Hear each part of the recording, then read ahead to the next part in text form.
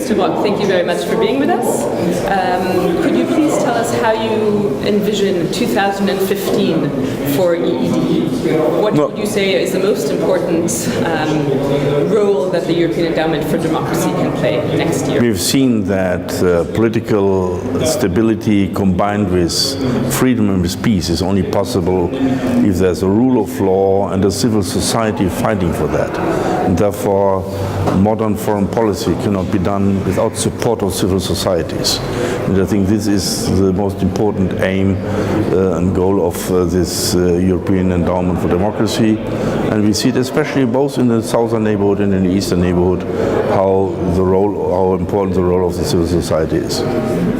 And when you look, you know the birth a bit of the European Endowment for Democracy.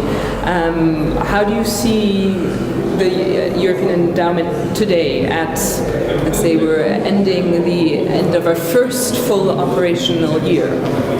Where do you see us today compared to how you might have imagined it from the beginning? No, I think it's on a map. People took note about it. Foundations and other stakeholders cooperate with the European Endowment for Democracy, especially because it has a certain part of flexibility others could not provide. And therefore, it plays an important bridge role in order to have contact to civil society, to democratic groups. Also, if governments of certain countries do not like that, governments outside the European Union. And the final question, you personally, as the chair of the Board of Governors of the European Endowment for Democracy, what do you see your role in the work of the European Endowment for Democracy?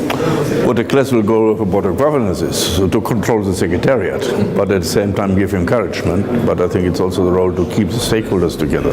The Member States, is the European External Service, the European Parliament, the Commission, and that they all cooperate in that question in order to make its development possible. I think that is the most important role of this Board of Governors to achieve that. Thank you very much, Mr. Brok. Thank you for being with us.